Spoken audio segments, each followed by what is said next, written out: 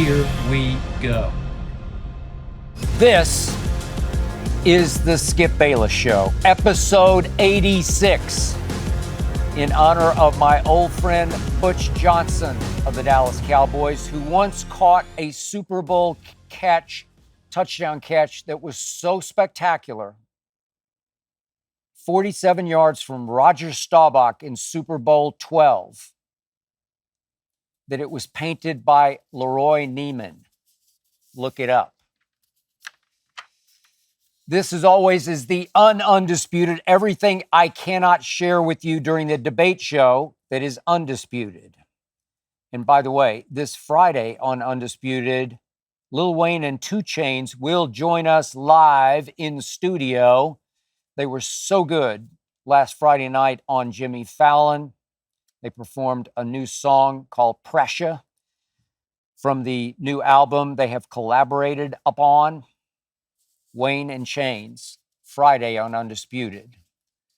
But today on episode 86 of this show, I will tell you why, the deep background as to why I did pick LeBron and the Lakers to win it all this year. And I will tell you why Killers of the Flower Moon made me cry. And I will answer a bunch of your probing, provocative questions, including if I've ever been late to the start of Undisputed or First Take or Cold Pizza or any of the live national TV shows I have been a part of. But first up, as always, it is not to be skipped. Yes, yes, yes, yes, yes. I did pick LeBron and the Lakers on Undisputed to win this year's NBA championship. I am here to tell you, even though I've been questioned on air by Keyshawn Johnson, Richard Sherman, and others, question in social interaction that we do on the show about why I made this pick. Second guest, third guest, fourth guest. Nope. It is not to jinx LeBron. My pick is not to set up LeBron for failure. It is not to put any more pressure on LeBron than is already on his poor soul. The truth is, I just really like this basketball team. The truth is, I really love what GM Rob Pelinka has done at last year's trade deadline and then through the offseason of building what I think is a championship basketball team. Obviously, if you watched the Tuesday night opener at Denver, the Lakers didn't quite live up to my prediction. But that's just one of 82. And I stand by my pick because once again, right on schedule, it was same time next year. They fought all the way back in that game Tuesday night at Denver, just as they did 4 straight games against Denver in last year's Western Conference Finals. They fought back to down only 4 with 11 minutes left, down only 3 with 8 minutes left. And then right on schedule, they fell apart. Or maybe right on schedule, Denver just said, no, we're better than you are, and took over the game and won it convincingly by 12. I stand by my pick because I still believe in this team. I do not believe in LeBron as the clutch closer for this team, but I don't think he needs to be. I believe in this team because I start with the ESPN ranking just before the season started of its top 100 NBA players. Only one team, only one in the entire NBA had 2 players in the top 10. Albeit at 9th and 10th. 9th was LeBron, 10th was Anthony Davis. 2 in the top 10. If you have 2, you got a shot. And I still believe LeBron can play at a top 10 level. I like it that they're managing his minutes. I like it that they're saving him early on from himself. If this team can get to the finish line or start line of the playoffs healthy, reasonably happy, and refreshed, this team is as good as any team out there and has a great chance of winning it all, winning one more chip for LeBron James. This team can defend at the highest of levels. It was without Jared Vanderbilt, maybe its best defender, on Tuesday. I look down this roster and I say, I got 2 of the top 10. I got Austin Reeves, who's becoming what I call a near star. Maybe not a star, but a near star. Close enough to give you a legit big 3, Laker Nation. Hachimura really impressed me down the stretch last year. He's a player. He's a baller. He's got an NBA body and plays with NBA force. Taurean Prince they've added. High-level defender. Big shot taker and maker, as we saw on Tuesday. Christian Wood, I've always liked. I know he's bounced around. He just knows how to play basketball. He knows how to score the basketball. He had his moments on Tuesday night at Denver. Cam Reddish has an NBA body. I loved him at Duke, and I think LeBron will get the very best out of him at 6 feet, 8 inches tall. Jackson Hayes is so long and so athletic and runs the court so well. I think he will contribute at a very high level. So I look back at what happened Tuesday night, and here we win again. I look back at the biggest question facing this team that still boggles my mind, but I still say this glass is half full, not half empty. We're talking about Anthony Davis, AD, as I say, sometimes always disappearing. Or as I called him on Twitter the other night, maybe he's the new Ant-Man, as in lowercase Ant-Man, as in sometimes plays with the impact of a 6 foot, 10 inch ant.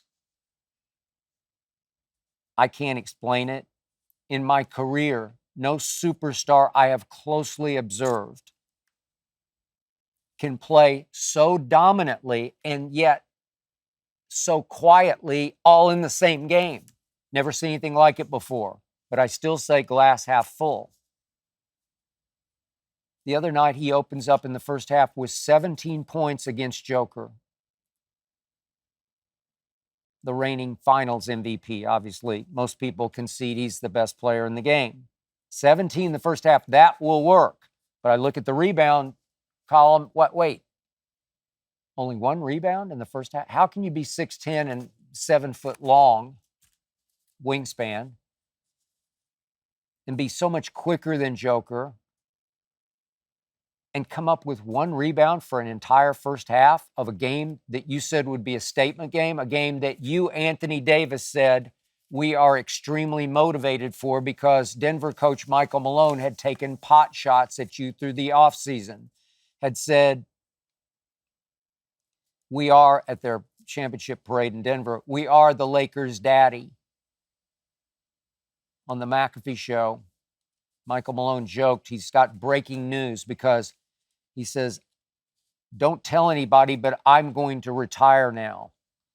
Taking a shot at LeBron, dropping his little retirement bombshell soon after the Game 4 sweep in Los Angeles. As you recall, LeBron had to drop that to take a little bit of the focus off what had happened because LeBron in those 4 fourth quarters of 4 winnable games against the Denver Nuggets, soon to be champions, 4 straight times you're right there in the fourth quarter, and LeBron shot 7 of 23 in the combined 4 fourth quarters, a combined 1 of 10 from 3.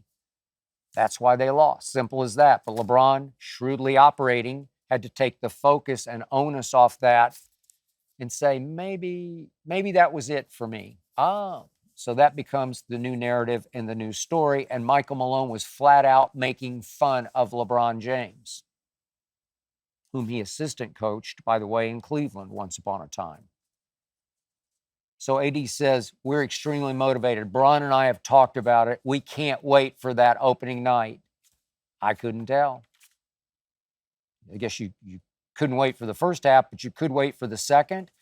AD came out, as you well know by now, in the second half and gave you 0 points. Went 0 for 6 from the floor, 0 for 0 from the free throw line because he shot 0 free throws. How do you do that? How do you shoot 0 when you're 7 feet long and you're quicker than the man guarding you? You have to be able to make him foul you and at least get to the free throw line and make 3 or 4. He had made 4 for 4 in the first half. I don't get it. I'm going to remind you about AD. Back in the bubble, when the Lakers won their last championship, he averaged, let me get this right, let's just do against Denver in the bubble. Remember the Western Conference Finals? They beat Denver in 5 games. Joker wasn't yet Joker. He was, but we just didn't know it yet.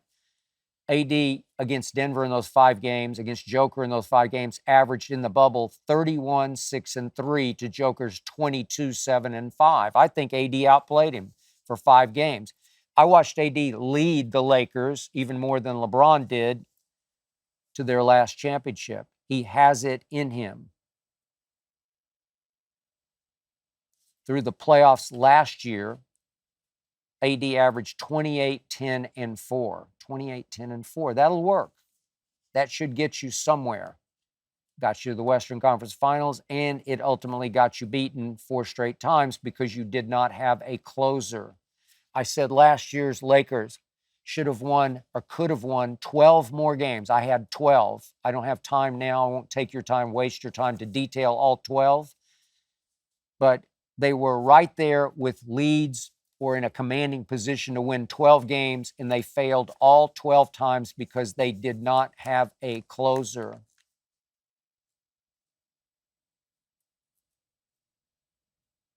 LeBron, no closer gene. Yet once we got to the playoffs, guess what happened? They began to start this kid named Austin Reeves. And in the playoffs, as a starter for the Los Angeles Lakers, Austin averaged 17, 4 rebounds, and 5 assists. That will work because he shot 44% from 3. And in the 4 fourth quarters against Denver combined, he made 8 of 10 shots, did Austin Reeves, and 7 of 8 threes. And when it ended, I just said, that kid can close. That kid is fearless. That kid, as he does this little celebration, he's got ice water in veins. That kid's got some moxie, some chutzpah, some guts.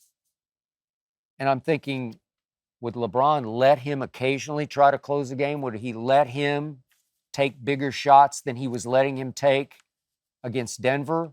Because every time you let him take a big shot, he makes a big shot. Maybe he could be the closer. Last year, Schroeder closed some. Schroeder's now a Toronto Raptor, as you know. But they'll be okay without him because Austin Reeves just gets better and better. I've never seen a player get so good so quickly coming from nowhere, Newark, Arkansas, from nowhere, University of Oklahoma, where I watched him for 2 years after he transferred from Wichita State. He shot 28% from 3 in his 2 college years at Oklahoma. 28%. In the playoffs last year, he shot 44%. Go figure. He got his money. He's right on time. Our man on Undisputed, Paul Pierce, has warned me. There's the book out on him now. There's a scouting report. Well, it is his 3rd year in the league, so I don't think he's taking the league by shock. I think there already was some book on him, some scouting report on him, and I just think he's good enough that he'll tear right through whatever defense they try to put on him as they scout him more deeply. I think he's a player. Again, not a star, a near star, but LeBron loves him. LeBron trusts him. That's the kind of player that can take them over the top, as in all the way to the finals, and give them a chance to win the finals. I can't forget what AD did in stretches last year. Remember that stretch? It was early last year from about November 13th to December 13th. Talk about going on a tear. 13 games. He averaged 32, 14, 3 assists with 2 blocks a game. Think about that. Those are best player in basketball numbers. Those are MVP numbers. Then, of course, right on schedule, he hurt his foot. I never could figure out exactly what was wrong. Stress fracture, strain. And he missed 20 games, and then he had to start all over again. But come playoff time, he was pretty great. I believe if they can get reasonably healthy to this year's playoffs, he'll be more than pretty great. I believe LeBron can still play at an extremely high level as he approaches 39 years of age in year 21. As Darvin Ham said in the preseason, he can still freight train, that was the phrase, freight train to the basket like nobody can. That is the God's truth. Even the other night in Denver, freight trains. I don't know why he doesn't get any calls. The refs have no respect for him. It's almost like Shaq syndrome back in the day, Shaq Diesel syndrome, where they're just saying, you're playing bully ball, you don't deserve to go to the foul line. They can't stop you anyway. Just dunk it. Just power up through them, foul or no foul. He deserved to shoot a few free throws the other night. In Denver, he shot 1 and missed it. Maybe they don't have respect for him because he's not a very good free throw shooter, especially late game free throw shooter, but still a very good player. Still a backside of the top 10 kind of a player. I'll still put him in my top 10. Still the best passer in basketball. Still highest IQ in basketball. You give me AD when he's right and healthy. You give me LeBron anytime, as long as he's not out of gas. I got a shot. My point to you is, I don't have any hidden agenda here. The point is, they could have been so much better last year if they just had somebody to close.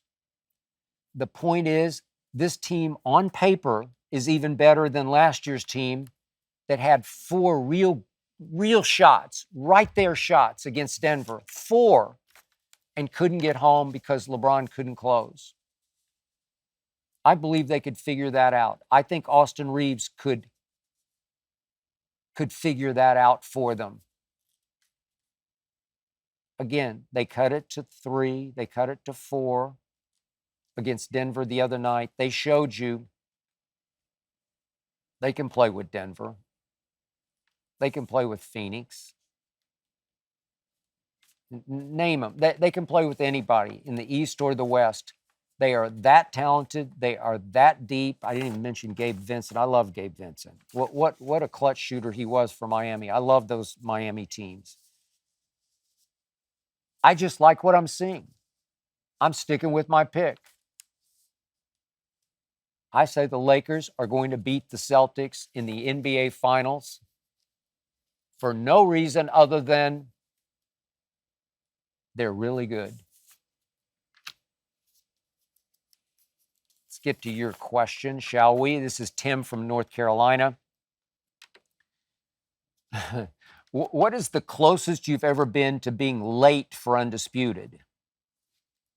Or for that matter, Cold Pizza, First Take, national TV shows I've been on since September 6th of 2004.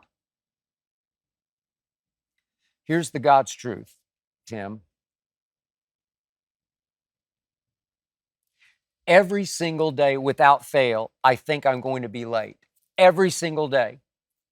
God knows I should have gone back and counted how many days I've done these shows.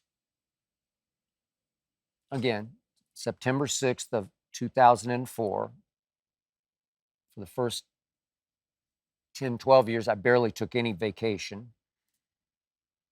But every single day, there's a point at, we start at 6:30 a.m. out here in the Pacific time zone in Los Angeles. But there'll come a point at 6:12, 6:14, 6:15 I'm not going to make it. I'm just not going to make it. I'm going to be late. And I have never, ever, ever been late. Not one time have I been late. I've never been early, but I've never been late.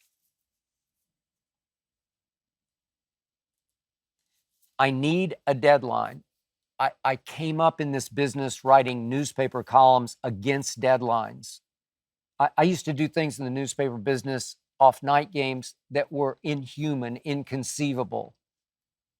And I was sometimes inconsolable after deadline passed because it was an abomination what I had just thrown into the newspaper. Off Monday night football games involving the Dallas Cowboys, my days covering them for the Dallas Morning News and Dallas Times-Herald, I used to have 15, 20 minutes to write an entire column against deadline. It's gibberish. It's lunacy. It's what am I doing? Why am I doing this? But it was part of the times of what you had to do in the newspaper business to try to survive until they became dinosaurs because of the internet. We had to try to get something in the paper in just enough time to get it on your doorstep by 6 a.m. And it was very difficult when the games are going to obviously toward midnight Eastern. So I lived on deadline. Every day I wrote a newspaper column against some sort of deadline. And now it's to the point where I'm addicted to the deadline where I need it. I need to feel like I'm late or I'm no good. I need to feel the adrenal rush of I literally have to run from my dressing room on the first floor, around the corner, up the stairs to the second floor, down a longer hallway again, left turn into the studio. I have to run all the way to the studio to get mic'd up because I feel like I'm not going to make it. So, true story, the closest I ever came to actually being late was actually later in a show on Cold Pizza, which was on ESPN2 back in the day, a show we did out of a basement studio in the old New Yorker. It's not old, it's still there, but it's been there a long time, the New Yorker Hotel at 34th and 8th in New York City. This actually happened in early August of, this would be 2005. It was a Friday, and we had dressing rooms down on the basement floor of the New Yorker that were a long walk or run down a hall from the studio. And we used to have what we called it First and 10, were our debate segments on Cold Pizza that morphed into First Take, that morphed into Undisputed. So we divided our 4 segments into first down, second down, third down, very cleverly, fourth down. And one fateful Friday, before fourth down, which would come at the end of the show, I looked down and realized I had left my notes, and I'm about to discuss my notes, but I left my notes for fourth down in my dressing room. And the clock is ticking, and I'm maybe 2 minutes away from fourth down. Oh my God, I got to make a run for it.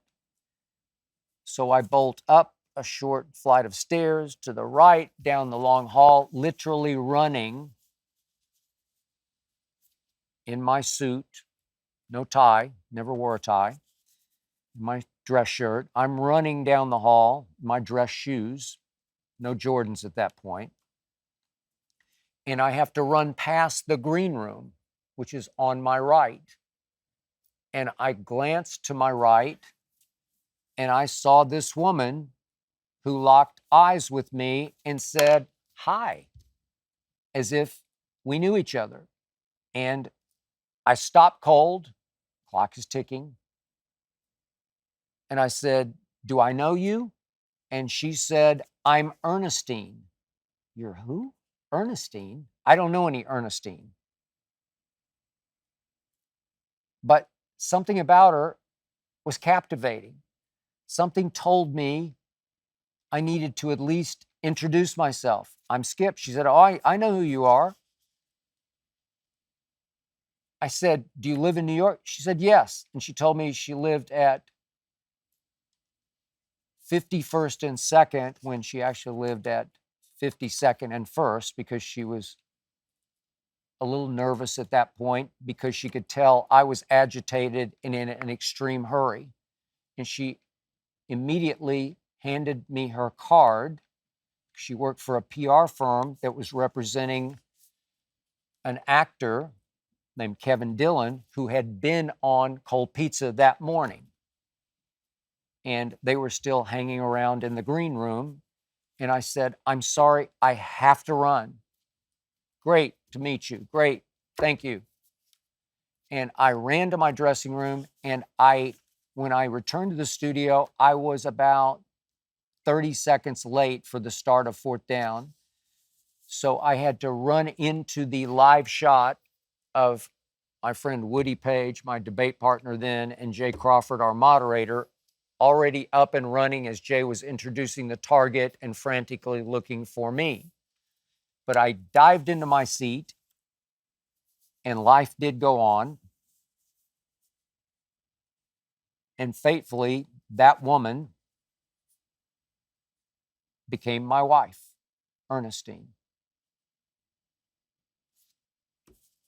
That's the only time I was ever, quote unquote, late. And now I'm going to have nightmares about being late for Undisputed. This is from Lewis from Tampa. What happens to all your notes after each show?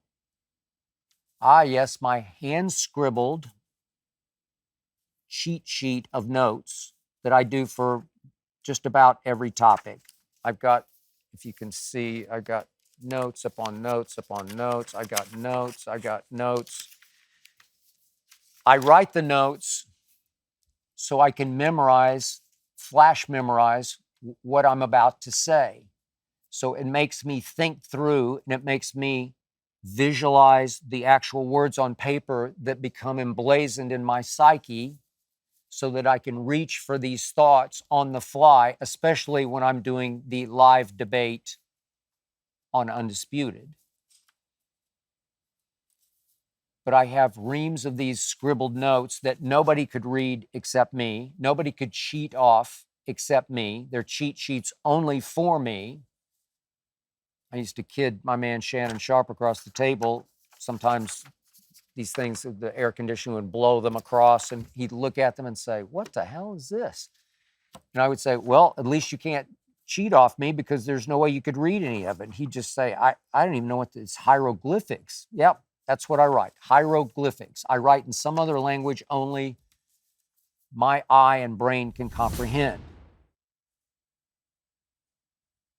So some of these sheets become semi-permanent because if it's my notes for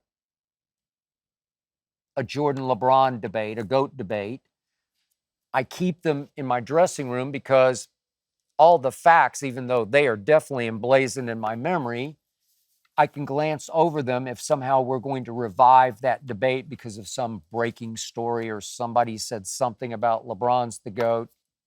Laughable. And all of the pertinent facts I have scribbled down on a cheat sheet that is now almost, you could say, a permanent part of my dressing room. I don't have any filing cabinet. I have it filed on my little table upon which we put the show together every morning about 4:15 a.m. out here in the Pacific time zone. Those, maybe LeBron's struggles against Denver, I've kept those as a cheat sheet. Dak struggles in general, I've kept a bunch of those notes that my man Tyler Korn has helped me assemble. But the majority of the notes I scribble, truth be told, they go in the trash immediately upon the conclusion of every day's Undisputed while I'm sitting at the desk in semi-darkness as across the studio floor, Colin Cowherd has taken over and begun his show, The Herd. So I'm listening to Colin and I'm sifting through my notes, and most of them are completely and utterly disposable because they're now qualified as yesterday's notes. So I don't want to keep them. I'm not going to sell them on eBay, even though somebody might pay for these because they are something, because they might be able to take it to a handwriting expert, get deep into my psyche, or maybe some linguistic expert who might believe that I've actually created a new language. Maybe I have. I don't know. Only I can read it. But I sift through and I'm just throwing page after page right into the trash can that sits right at my feet at the debate desk every day on Undisputed. Sheet after sheet, trash, trash, trash, next, next, next, on to tomorrow. They're only valuable to me, and they only work for me to help me memorize my thoughts for the debates. Now allow me to tell you why I cried during the final scene of Killers of the Flower Moon, which I saw the day it opened out here in Los Angeles last Friday. And also allow me to tell you why I might not at all be objective about how great a movie this is. I say all-time great, yet the subject matter is deeply dear to my heart, and I'll tell you why. I will give you up front, the movie is maybe 30 minutes too long, 3.5 hours. But I did not look at my watch. For me, when it's Martin Scorsese writing and then directing De Niro and DiCaprio, what's another 30 minutes? That's just me. So, in case you don't know, and I will try to tiptoe around any spoiler alerts if you do plan to see this movie, the story is about the Osage, one tribe smart enough when it relocated to my home state of Oklahoma, the only tribe smart enough to do it its own way, to negotiate with the United States government to actually buy the rights to the land, including the mineral rights to the land in what's sort of north central or northeast central Oklahoma. In this story, told so beautifully by Martin Scorsese, is about how many of these Osage literally struck it rich with the oil that was discovered on the land that they owned. About how 40 or 50 of these Osage had become some of the wealthiest people in the world. And finally, about how white men began to infiltrate the tribe by marrying Osage women, and how some of those white men began to do in their wives, some by poisoning, to acquire the what are called head rights, mineral rights, oil rights, and oil money of the wife. And how many white men murdered a number of Osage men and women to get their oil rights. As one white man says early in the movie, A man would sooner get arrested here for kicking a dog than killing an Indian.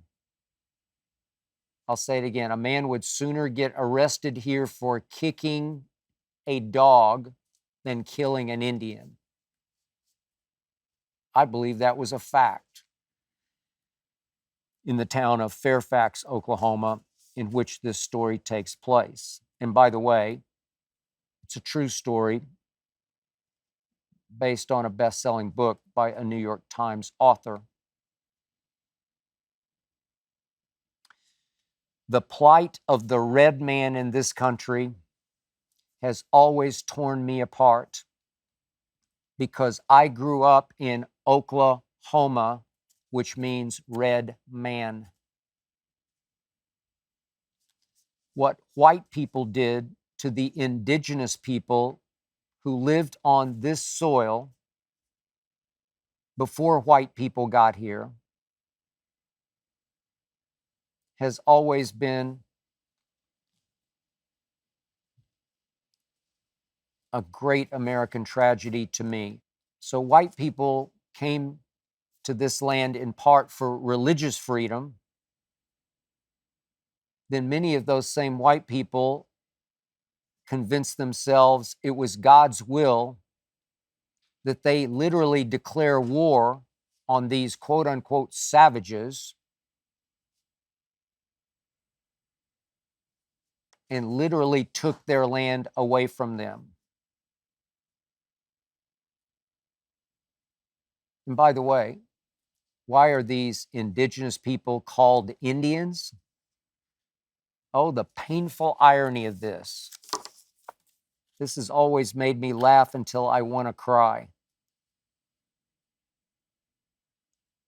When Columbus landed in the Caribbean in 1492, he was so lost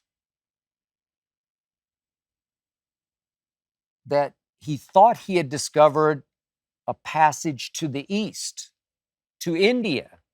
So he called these natives Indians, Indians, as if they're from India. It's lunacy, pathetic lunacy. Our armies methodically defeated one tribe after another. One of the last standing was, I believe, the greatest mounted army ever, using mostly bows and arrows. I'm talking about the Comanches, who ruled the whole middle of this country, Texas, Oklahoma, Kansas, up into Nebraska, and even up toward the Dakotas. The Comanches, led by Quanah Parker, one of the greatest warriors ever, whose mother, by the way, was a white Comanche captive taken from a fort near San Antonio named Cynthia Ann Parker. If you want to read a book you cannot put down, if you want to get chilled to the bone, read Empire of the Summer Moon. It keeps getting optioned for movie rights. Maybe it'll get made someday soon. What an epic story this would be up on screen. And what a bloodbath it would be. This book details the atrocities committed on both sides, by the Comanches, by the U.S. Army. But remember, I'm sympathetic here because we, quote unquote, started it, and they tried to finish it, the Comanches. Ultimately, we finished them. We finished 5 other tribes in the deep South, Georgia, Florida, Alabama, Mississippi. 5 tribes defeated and forced to move to the unsettled territory of Oklahoma. These called the 5 civilized tribes: Choctaw, Cherokee, Chickasaw, Seminole, Creek. They were called the Muskogee in Georgia, but Creek in Oklahoma. They're all forced to march from the southeast portions of this country, from Florida and Georgia and Alabama and Mississippi, march all the way to Oklahoma on what became known as the Trail of Tears. Thousands and thousands of them died on the way from disease and various other issues that they had to face. Then they were forced to live on reservations in what became known as Indian Territory. I believe some in Washington had the best interests of these tribes in mind and hoped that they could sort of learn the white man's way and live as white people lived and live well and comfortably, but it didn't often turn out that way. So as a kid,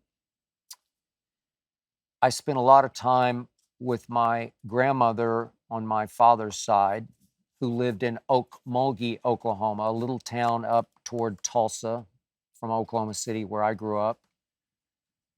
Okmulgee was the capital of the Creek Nation. Several times I've visited the old Capitol building of the Creek Nation.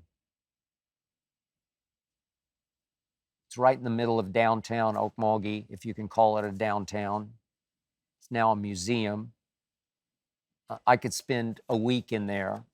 I used to spend a day in there as a kid, looking at the old pictures of the way they were, the way they should be. And as a little kid, I always wanted to be an Indian brave. It was deep in my heart. I wanted to be an Indian brave. And even now, as weird as this might sound, I believe I was an Indian brave in my past life. Don't ask me to explain. I just believe it with all my heart and soul. My father owned and operated this little hole-in-the-wall barbecue place, south side of Oklahoma City, called the Hickory House, and his right-hand man, the driving force of that business, the guy who kept it together, was named James Jackson. He was full-blooded, I think Cherokee, I'm not sure which tribe, but I think it was Cherokee, but full-blooded. Spent a lot of time at our house, came over on holidays. I got close to James. I learned a lot about the good and bad old days from James. One of my best friends growing up, still one of my best friends in the world, is Perry Littlepage. He's a fourth Chickasaw because his mother, Wanda, was half Chickasaw. Her mother was full blood. Now, Perry's father was white, but the last thing Perry's father wanted to do was poison his mother, because Wanda was simply the sweetest woman and best mom I ever knew. May she rest in peace. My other closest friend, Craig Humphreys, now a radio legend, sports radio legend in Oklahoma City, has a little Choctaw blood from his father's side. He and I have talked often about that. So I was steeped in life after the Trail of Tears, life in Indian Territory. You might say even got in some way into my blood. Even my senior year of high school basketball, second round of the Tulsa Memorial Tournament of Champions, my big city team from Northwest Classen in Oklahoma City played Pawhuska. Believe it or not, the capital of the Osage Nation, upon which Killers of the Flower Moon is based. Pawhuska. I won't give away the end of the movie, obviously, but I will tell you this. When the main character's obit is read aloud, I was shocked by who read it aloud. Sitting in that darkened theater here in Los Angeles, I fought and fought and fought back tears until I finally gave up and let it go. And I cried. Let's get back to your questions. This is Gregory from San Diego. If you don't want Belichick as the Cowboys head coach, what coach do you want? No, I'd still take Mike McCarthy over Belichick, as I detailed last podcast. Look, I remain a big Dan Quinn fan. I think he's the unofficial head coach of the Cowboys as we speak, the unofficial motivator of the Cowboys, even though he's just the defensive coordinator. He did a great job in Atlanta. He had Tom Brady and Belichick down, as you recall, 28-3 in the Super Bowl, and you know what happened. And then everything began to fall apart for Dan as the head coach in Atlanta. I'm very thankful to have him as our defensive coordinator year after year when I think he's gone for a head coaching vacancy. I don't know how much Jerry pays him, but it must be pretty good because he's worth it. I don't know what Jerry has promised him in the way of ever becoming the Cowboy head coach, but it's got to be some sort of verbal agreement of some sort. You'll be first on the list. I don't know. But even last year, I dreamed of having Dan Quinn as the head coach and still running the defense with Kellen Moore still running the offense, but it didn't happen. Kellen Moore is gone. Thankfully, Dan Quinn is still there. But I've mentioned this before, and I'm speaking straight from my heart. There's a big part of me that wants Mike McCarthy to fall flat on his face this year, which would require my Cowboys to stumble and fall on their face masks to the point that they miss the playoffs, because I think that's what would be required to get Mike McCarthy out of there.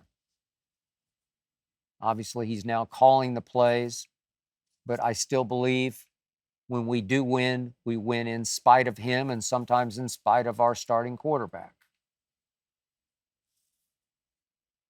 But I'm going to say this again. My dream, what I believe is meant to be, is for Deion Sanders to return to Dallas to coach the Dallas Cowboys. Would I love to see it next year? Yes, I would, but it would require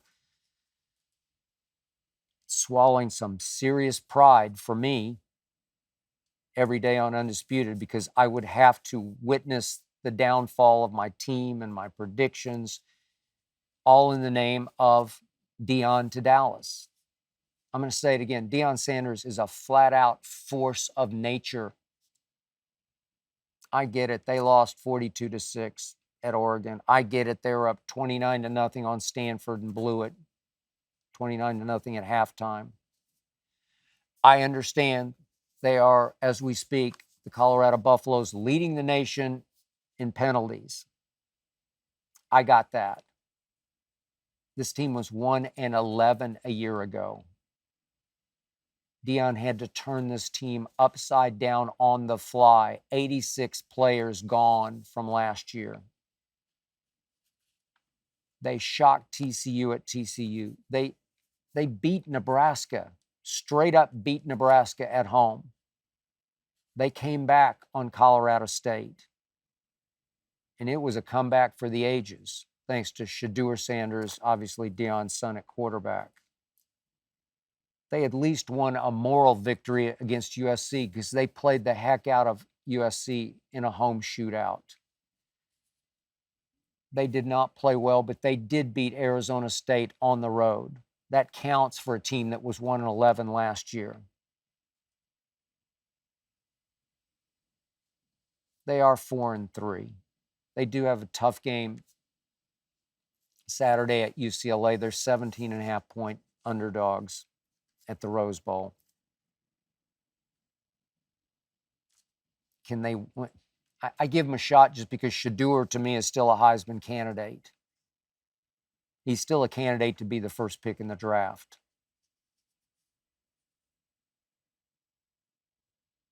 Despite 42-6 and blowing 29-0, Deion Sanders is a leadership force.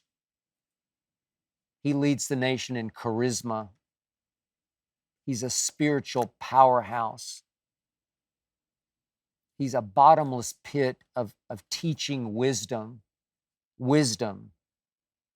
He's been there and done all that. He's simply the greatest cornerback by far ever who has decided he wants to coach. No player that great ever wants to coach. It's just too hard. There's too many headaches. It's not worth it. This is the rarest of humans. Deion Sanders was meant to coach my Cowboys. He played for my Cowboys. He went from helping San Francisco prevail over the Cowboys one year to signing with Dallas the next and putting them back over the top into the Super Bowl to win the last Super Bowl they ever won. Deion Sanders and the Dallas Cowboys would be a match made in Super Bowl heaven. Heaven.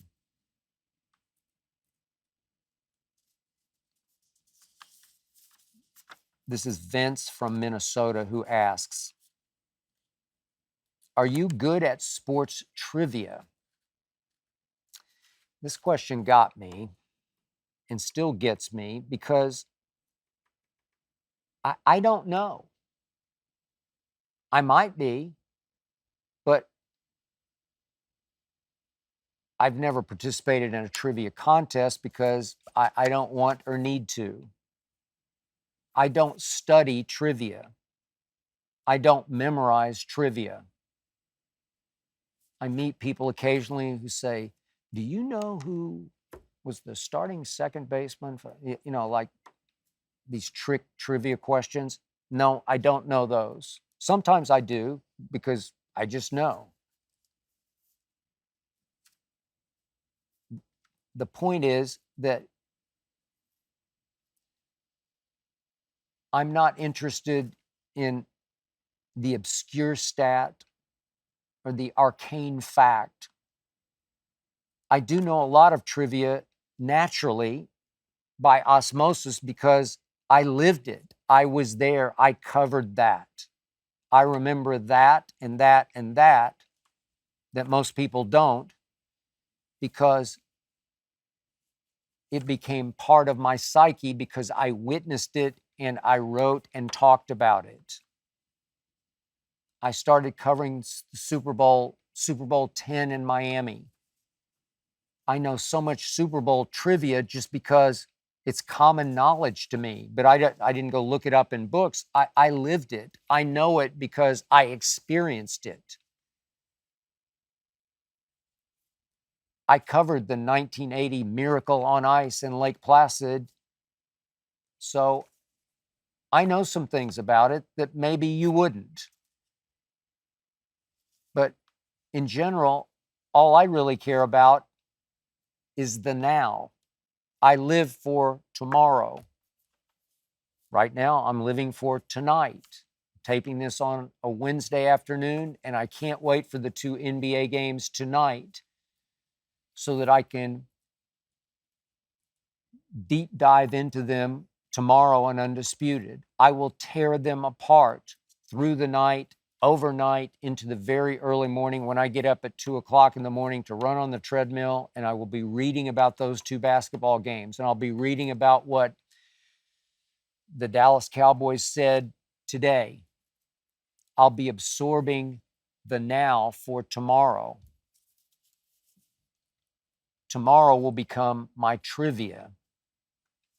But I because of my life and my job,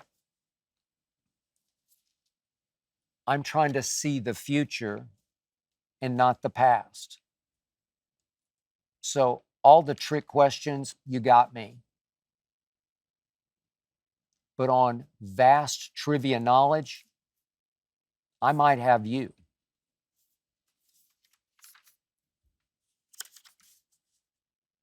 I'm going to close by getting something off my chest, if you will allow, if you will suffer me this.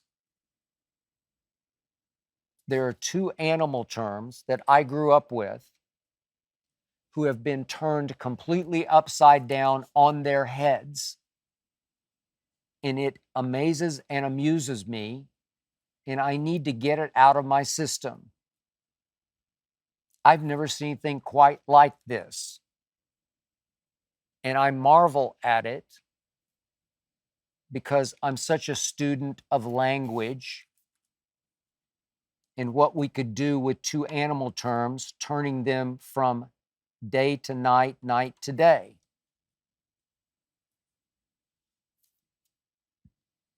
When I was growing up, heck, into my 20s and 30s, and I don't know, into my 40s, the term GOAT, lowercase G-O-A-T, referred to the player you blamed for the loss. The GOAT was the reason you lost the game. He or she was the GOAT of the game because they blew it. They dropped the ball.